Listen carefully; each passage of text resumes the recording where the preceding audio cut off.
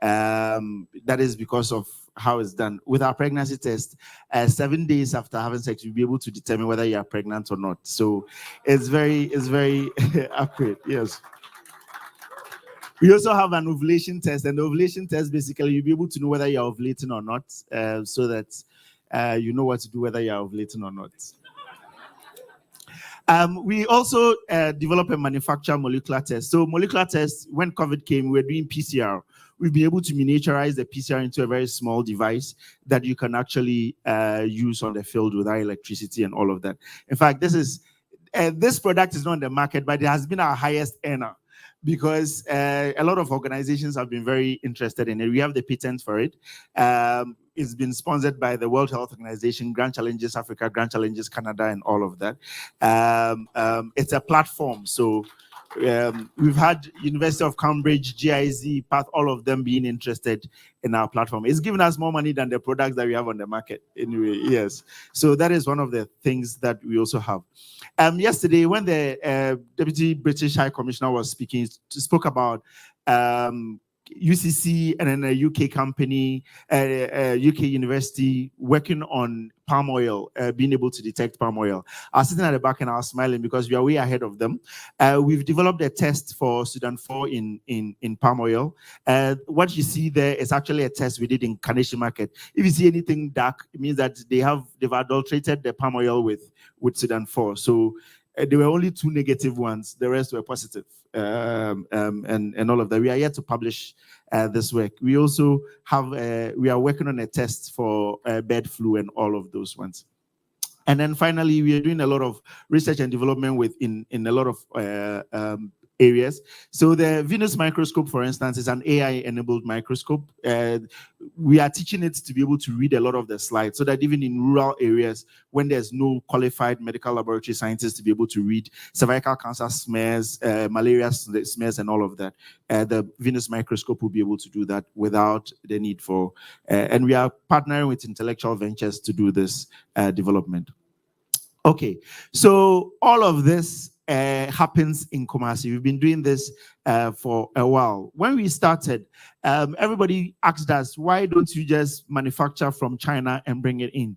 And yes, it makes a lot of sense to send a product to China and bring it, because it's more expensive to manufacture here in Ghana than to actually import it from China.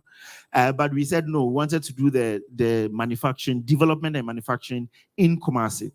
And then when we also started working on it in Kumasi, a lot of people asked us why we're not going to move to Accra, because it makes a lot of sense. A lot of investors come in and they say, oh, why are you in Kumasi? Why are you not in Accra? Because everything happens in Accra. And we always tell them that when we create the value, they would come and look for us. And I can say that this year we've had so many. The US ambassador came to visit us last week. The Minister of Health has been there. The World Health Organization sent somebody all the way from Geneva. The person got to Accra and flew to Kumasi to come and see us. And so when we create the value, they'll come to Kumasi to look for us, which is what we're doing. And why are we in Kumasi? I think the cost of doing business, everybody will admit, is very low in Kumasi. Where we are, the building we are using for our manufacturing, the cost per year, okay, is like 3/4 of the cost of a very small room in Kumasi, in Accra. And so it makes a lot more sense for us to do our manufacturing there. Kumasi also has a very close-knit entrepreneurial ecosystem, and Gideon talked about it a little bit. We get a support. All you need to do is just go through your phone and call somebody, and you always know that you have somebody to support you. The space, this showcase, I mean, we all met and we've been talking as if and it's because we've known each other for a long time. We are in a very small group and everybody knows everybody. KNST has also been a very wonderful game changer for us. Those in the biotech space know that it can take millions of dollars to do R&D. When you're developing something, it can take a lot of money. And so we have an MOU with KNST where I teach in the university, while the university also supports us. So anytime I apply for an academic grant to be able to do R&D, whatever product we develop out of the academic grant, Incas Diagnostics can then commercialize it. It's a very win-win situation for us. And so instead of spending millions of dollars and requiring investors to bring in their money, we use academic grants to do our R&D. And that's how come we don't have investors, but we are thriving. And something that people do not really talk about, in Kumasi, you are obscure, but you are significant. When you're in Accra, everybody has their eyes on you. Yesterday, I think Chinrihesi made a point about that. Once everybody knows you, everybody's eyes are on you. It can be a distraction. In Kumasi, you are low key, but then you are making a lot of significance. So this is my last slide. When we started, there were a lot of talk about whether it's even relevant in Ghana. As I said, why don't you import? Why are you trying to manufacture?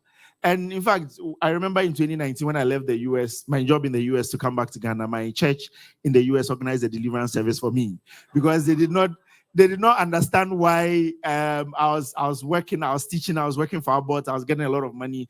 I was on CNN, I was on all of those platforms. And then one day I decided that I'm quitting and I'm coming to Ghana. It could be, it must be some witches that are calling me to come to Ghana.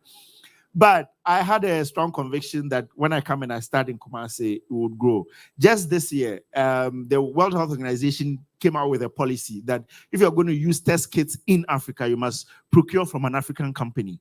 PEPFAR, which procures about millions of dollars worth of test kits, have said that by 2025, they are going to procure all of them from African manufacturers. Fortunately, we are only 6, so we get to share 20 million with the 6 of us. Thank you very much for your attention.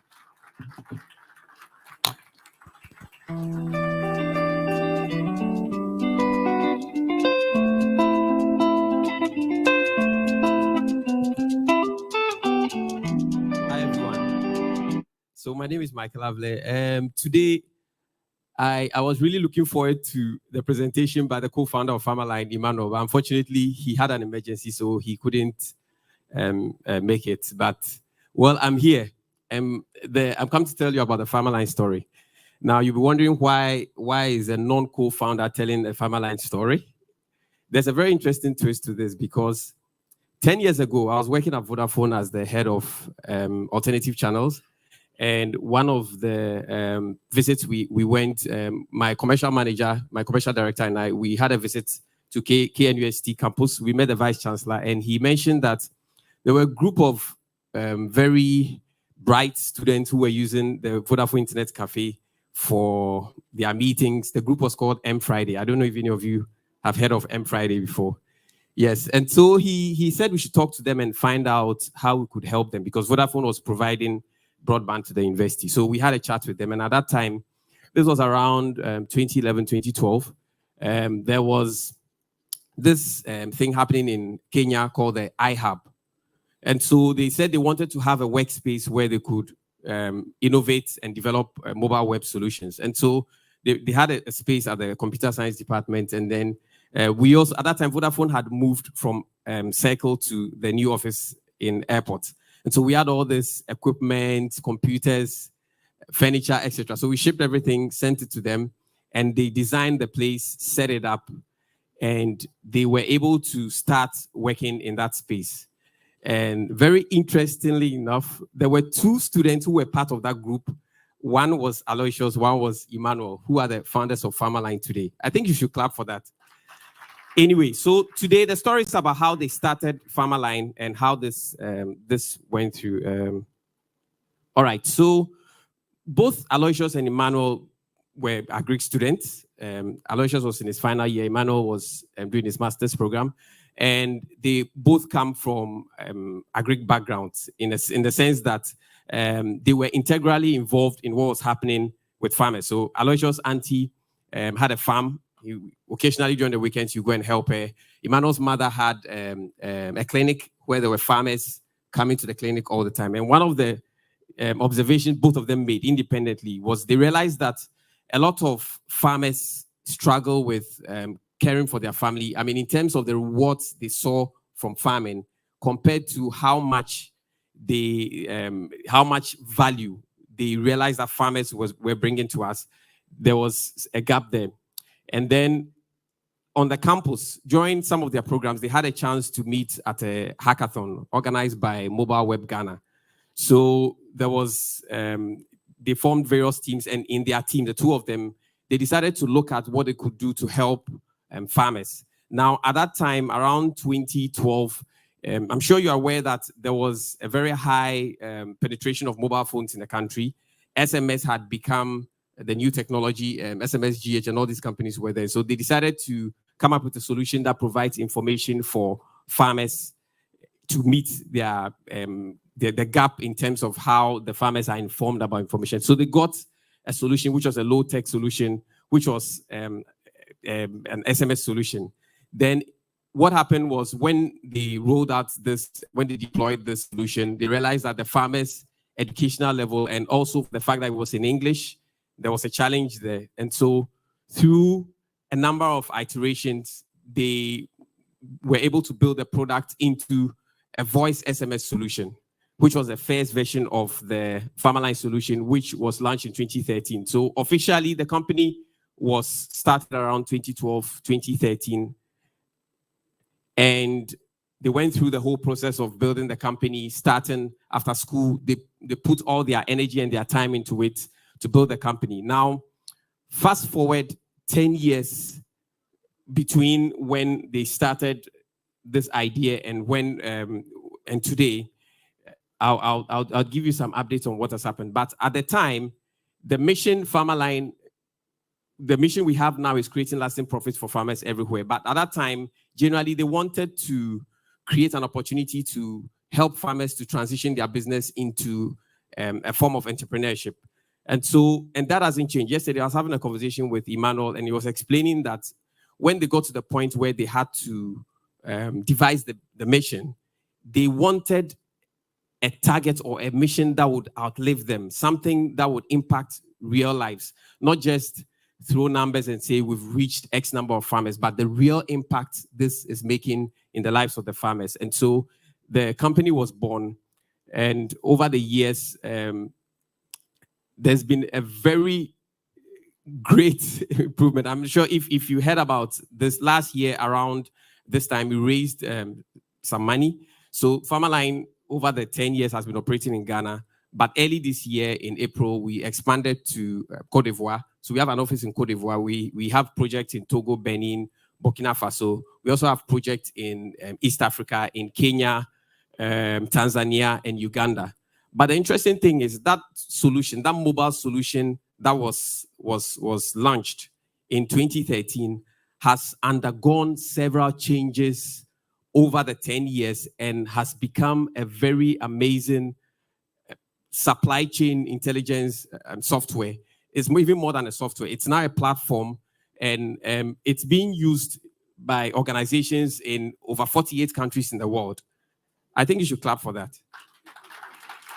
And this shows that something that starts locally, from when this started on the KNUST campus, and the impact is all over the country, not just in Africa, but all over the world. And in terms of the number of farmers we've reached 2.2 million farmers as at now, as at today.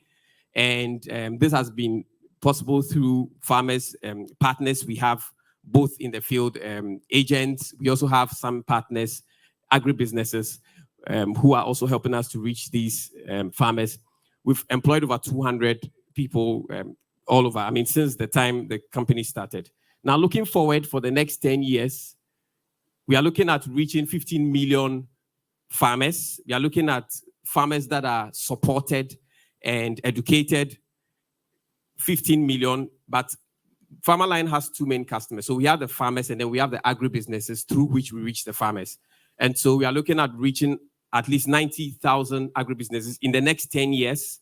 And then in terms of climate, I'm sure you're aware that today climate change is a very, very big issue today. And so we actually are very much concerned about the impact of what we do on the climate. And so in partnership with some strategic partners, we've started distributing climate products, which is in the form of drought-resistant seeds, organic fertilizer, and then cook stoves, irrigation equipment. We intend to distribute about 10 1.10 million of them. And then, of course, to do this, you need to have this financially supported. And so what Farmerline is doing is not just supporting the farmers directly. We're also creating an ecosystem that attracts those who have money, financial institutions who can also support this project. So we are looking at attracting at least $3 billion to be able to help with the distribution of the climate products over the next 10 years. And then the end game is that this will have a direct impact on the ecosystem in terms of the environment. So we are looking at 200 million tons of carbon dioxide sequestered. And then finally, this must impact on jobs as well. So we are looking at 157,000 jobs created. So in a nutshell, over the 10 years, a seed that began with 2 students meeting at a hackathon on campus in an environment that was created. Gideon mentioned the fact that one of the enablers was what was happening on the university campus, where there was a group, GDC, all those groups coming together, Friday, created an environment which nurtured a group like Farmerline that over the 10 years, the impact has been felt all over the world. And I want to say that we are very grateful to the university. We are grateful to the partners for supporting us along the way. Thank you very much.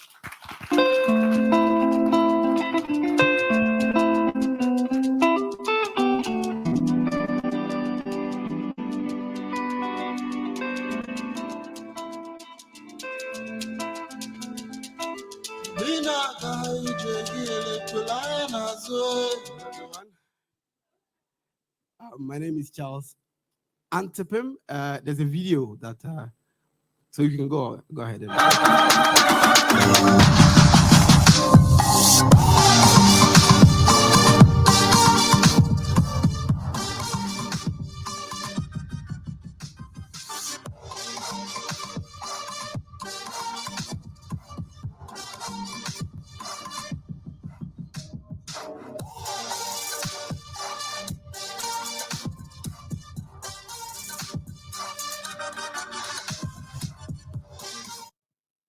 Thank you very much for that. So the video you just saw is one of 200 schools in Ghana that works with Dext Technology Limited.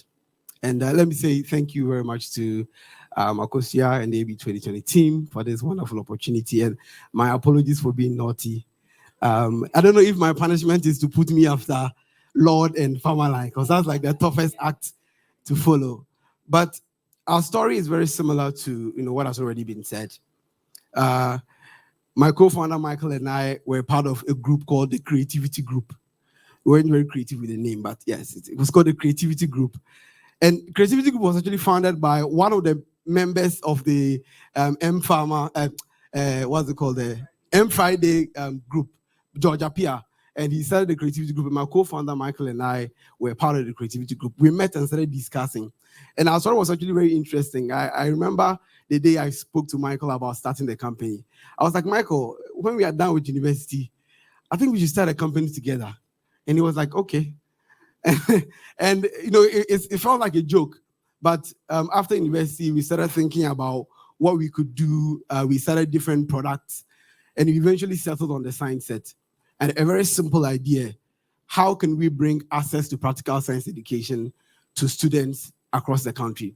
And so we started prototyping, built a product, and had a few schools that started using the set. And then we were there one day, and we got a call from the UK. The Royal Academy of Engineering was looking to promote the teaching and learning of science in the UK. And they thought our science set could help them do that. And we were like, we are producing this in the DRC news site. You guys, and it was such a really interesting moment, because here we were trying to create a solution in our small office in Kumasi, trying to help schools in Ghana. And then the solution had the utility of helping schools across the world. And we had sciences produced in Kumasi and shipped to over 500 schools in the UK. And we quickly realized that a solution that is created in Ghana, and particularly in Kumasi, is a solution that can work anywhere on earth. And we really felt this impact right after that. And today we have about 200 schools across the country. Over 60,000 students currently use our products. And we're really seeing a really big opportunity to create a platform that will allow schools, to provide 21st century education, whether it's hardware or software on demand, using the business model that we've been able to establish.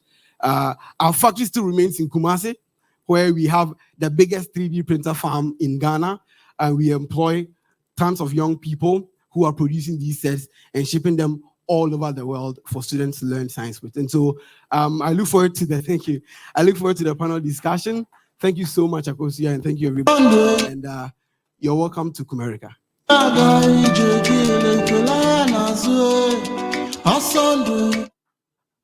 STEM is important to us because we believe that it will help us to raise the next generation of problem solvers in our country. That's why we adopted the science set. For the past 15 years, I've been teaching integrated science at the basic level. And those years was a bit challenging because it was purely theoretical. The kids were not enjoying the practical part of it because materials were not available. Kids were seeing science teachers as somebody who comes to torment them each day. But now the trend has changed. When they hear science, they think about the Dext science set. And now they see science as very practical. The science set, it brings joy to the heart of the children.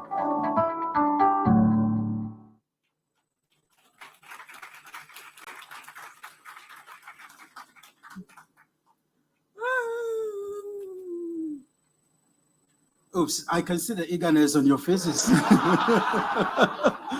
to understand the message carried by my hands, right?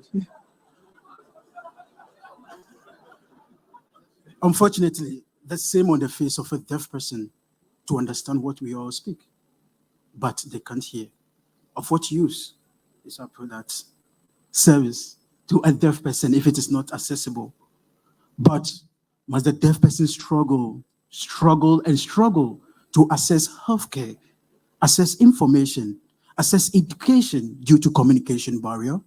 Ladies and gentlemen, I am Agyei Mensah, a sign language translator and an app developer, CEO and founder of DeafCanTalk.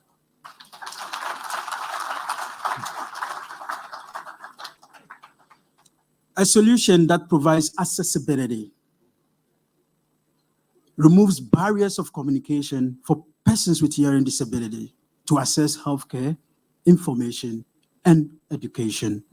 So way back, what motivated me to start my initiative is that a friend of mine, Anita, who is a person with hearing disability, received wrong medication for her stomach ache due to communication barrier. And this led to the birth of my business, DeafCanTalk.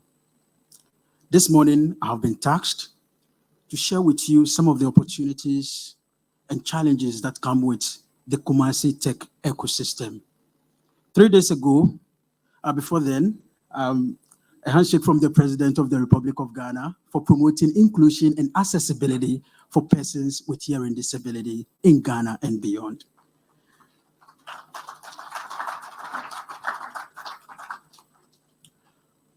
So 3 days ago, I was in Switzerland. I had the opportunity to meet investors for DeafCanTalk. I was in Zurich. I was in Basel, Gruyere, Bern. Interestingly, after presenting to some of the investors, I had the opportunity to meet one behind closed doors. And he asked me, Ike, tell me what is it exactly that your product DeafCanTalk needs? There, I stood looking at his eye, as if I never prepared for this question. But do you know what I was thinking about? It took me back to Efidrasi Kwabena, who is a sign language translator way back in 2018, who picked his potomato. If you're a Swami, you know that. That's how we call it in Kumasi. To go to Kumasi and start entrepreneurship, a career in entrepreneurship, where nobody knows it will lead to him becoming a techpreneur. At the time, the British Council, in collaboration with Hyperspace, undertook the Job for the Youth program, migration, and then they were providing funding opportunities to some of the startups. Kwabena knows that, when he gets there, he's going to get some of the money and start his dream career. Unfortunately, he didn't receive some of the funding opportunity. But what he had is way beyond the funding opportunity. He had opportunity to meet facilitators like Ahmad Duncan, currently the CEO and founder of the Fabulous Women Network. If you know Kumasi very well, you realize that the hubs in Kumasi have diversified. We have those that empower the females or the women. And then the Fabulous Women Network is one of them. The Women's Haven in Asqua is also one of them. And one interesting thing is that Ahmad Duncan took Kwabena through the business model canvas and then the entrepreneurship journey. At the time, Madam Rita Crampine was there with the Hyperspace team. She just left the banking sector, and so she was handling the financial modeling and forecasting. And these were new things to Kwabena.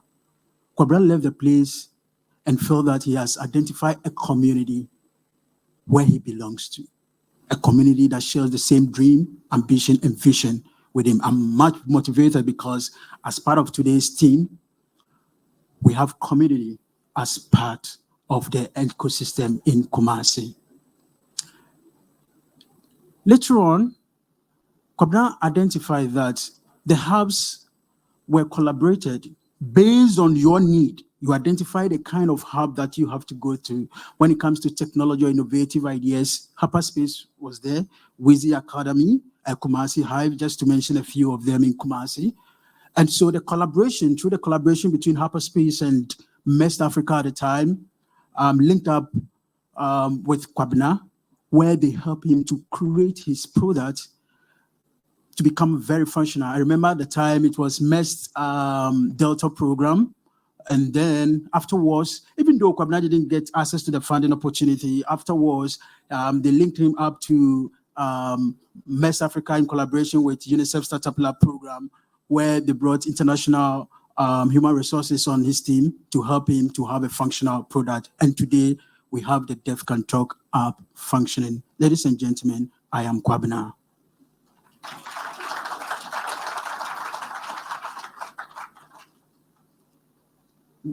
One may ask, are there challenges when it comes to the tech ecosystem in Kumasi? Yes.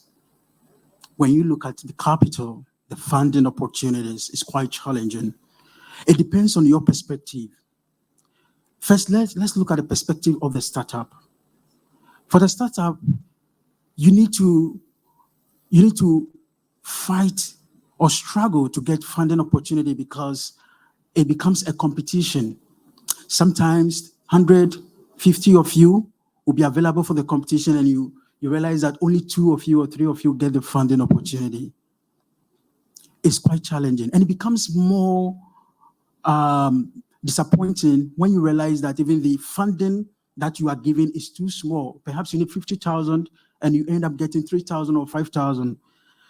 Yes, some of the startups become very much disappointed in this kind of, situation. But when you also look at it from the founder's perspective, as a startup, you should be willing to bootstrap. You should be willing to go through what we call the pain in the game, where the little resources that you have, you must also invest into your business for an investor to see that, okay, you are investor ready, for them to come to your aid.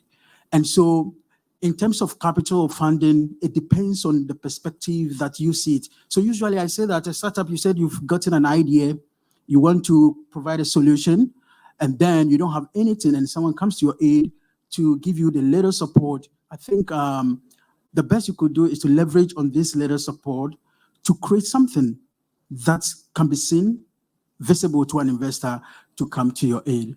And one bigger challenge, if I don't talk about this before retiring, it will really pay me, is the fact that most of the successful startups are moving from Kumasi to Accra, which becomes quite challenging. This is because we all know the bureaucracy of our system, where you want to do business with an organization and you are asked that, oh, you have to come to Accra.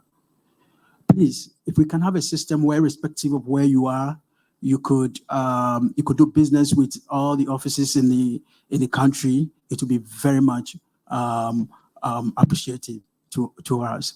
With that said, if you think about an environment, a place where you could start a business, economic-wise, yes, where you have as little as 10 cedis you can get food to buy and survive, a place where there is a community, collaborative work, look no further. Just pick your luggage, put it under your armpit, and head towards Kumasi. Ladies and gentlemen, before I retire, I have one petition. Kindly pick your phone and go to the Google Play Store and type DeafCanTalk. The spelling is DeafCanTalk.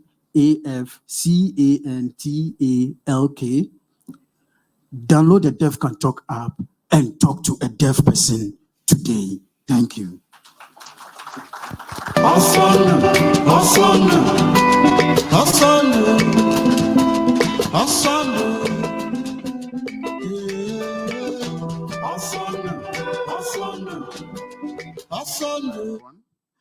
Yeah, so I'm Frank Anati, and I'm representing GDG Kumasi. I'm here to talk about the developer ecosystem. I would say I learned a little sign language when, for a while now, I just did A, B, C, D to Z, but I don't remember any of them. So maybe I'll come back to you so that you help me out. So let me start. So what I'm going to talk about is the influence of GDG Kumasi on digital adoption. So we're talking of collaboration, community, capital, and GDG has all of that. So let's start.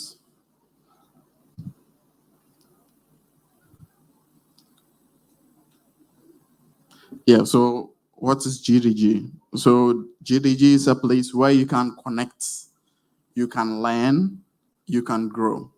So when I say connect, we organize programs, hackathons, meetups for developers, tech enthusiasts, and anyone who would like to learn about tech in Kumasi over there. And also, once you come to this meetup, you learn. So you get to know the different technologies that's available and how to use it. You have experts there who can teach you if you are stuck anywhere. And you grow. So how do you grow? You grow by polishing up your skills. And as we teach, you learn, you practice. That's how you grow when it comes to GDG Kumasi.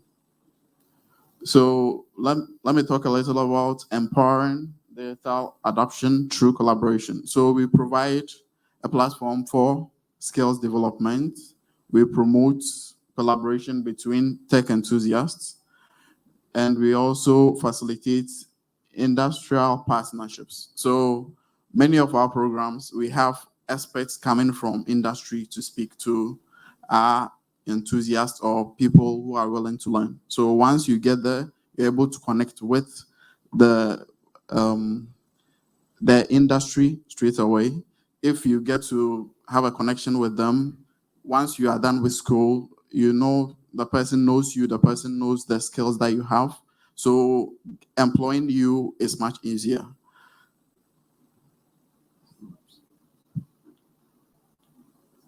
So what about the impacts on digital adoption? So I'll say we are creating a supportive and inclusive environment.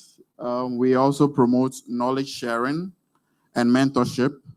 So once you come to the program and you will have a challenge or in any of the skills or languages, we have people that can mentor you and help you grow. And anytime they are available to help you out with anything you need.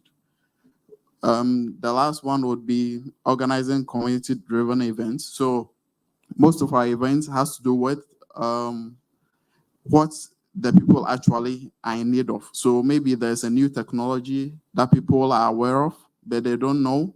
So they want us to get experts in that particular technology to teach them about that technology. And this goes a long way to help grow our community. When it comes to digital adoption through collaboration, we are providing platform for skills development. Oops.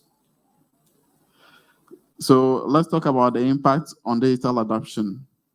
So we are creating supportive and inclusive environments, promoting knowledge sharing and mentorship, organizing community-driven initiatives. Okay, I think I skipped that. So when it comes to capitalizing on GDG Kumasi accelerating digital adoption, we have support for startups and entrepreneurs. So once you have a challenge, when it comes to technology, we are there to help you out with that. And also when it comes to promoting innovation and creativity, we are also there to help you out with that. We have hackathons so as to help bring out the best innovative ideas and for a lot of challenges that we have in Kumasi and as well as we have in Ghana. Then also there's the driving skills, digital skills development. Once you come, we are able to help you with that.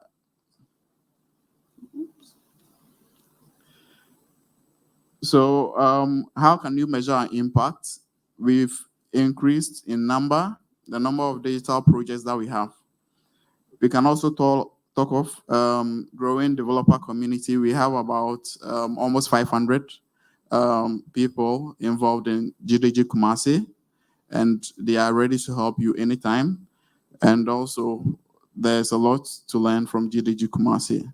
So a catalyst for digital adoption in community. We are empowering the local tech ecosystem, expanding reach and impact, and continuing to foster collaboration. So I'm just here to invite you to GDG Kumasi. If you need to start up in Kumasi, you need any tech resources or capital, we are available for you. Thank you.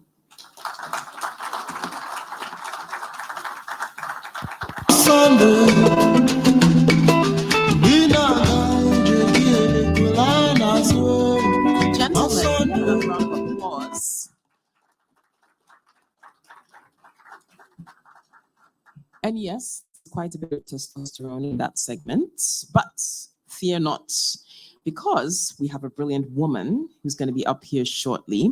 So what role are women playing in Kumasi's tech ecosystem? To address this very subject, we have a short message from Abena Agyeiwaa Obiri-Yeboah from Kumasi Technical University. So let's watch her. Hello, everyone. My name is Engineer Professor Abena Agyeiwaa Obiri-Yeboah, an Associate Professor at Kumasi Technical University in the Civil Engineering Department. Currently, I double as the Director for Planning and Quality Assurance. It is my pleasure, a very great one indeed, to collaborate with Hyperspace and to talk about technology, particularly in Ashanti region of Kumasi for that matter. We are doing a lot as Kumasi Technical University, the Faculty of Engineering and Technology. We have currently 7 departments, and of the 7 departments, we do have some women doing some great things. I would speak for myself as one. So I was the first female dean of the Faculty of Engineering and Technology from 2019 to 2021.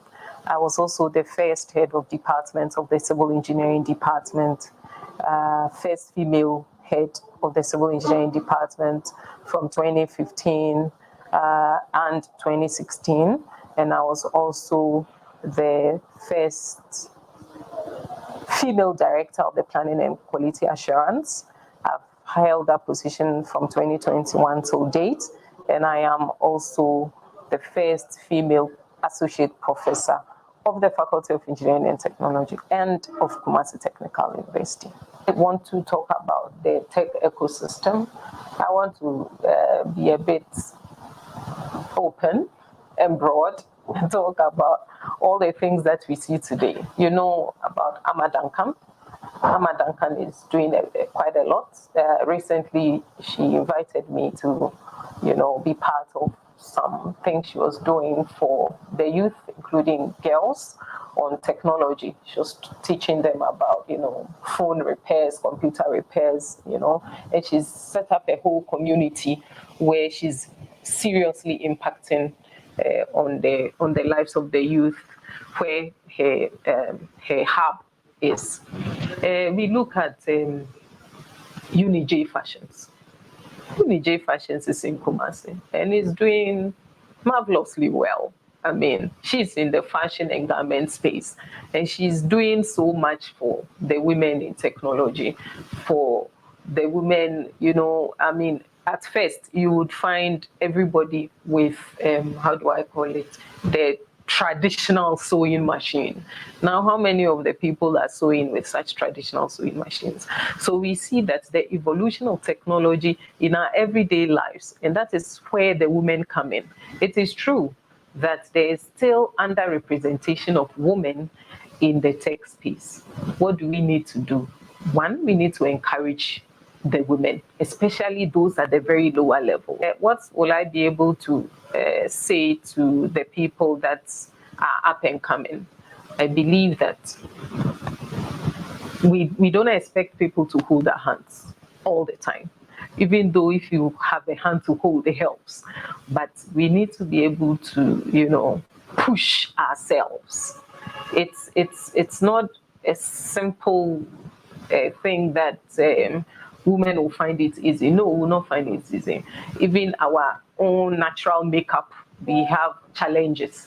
But I believe that if we forge ahead, I believe that if we are consistent, if we are persistent, if we are zealous, if we are resilient, we will be able to, do things that ordinarily we would not have been able. From the youth, we should be able to encourage them. And we should be able to also celebrate those ones that are up there and doing marvelously well.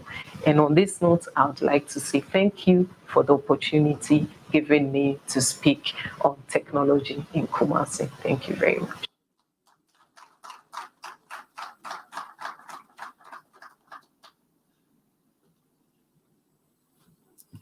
Thank you again to Abena for giving us the female perspective. And Gideon's going to come back up here. Come back up, Gideon. Now we know that the Kumasi Takeover is for this morning. This will be the final part of that, all too soon, unfortunately, but it's fine. So he's going to steer us through our next panel discussion, exploring the future of tech in Kumasi. So Gideon, you can come back up here.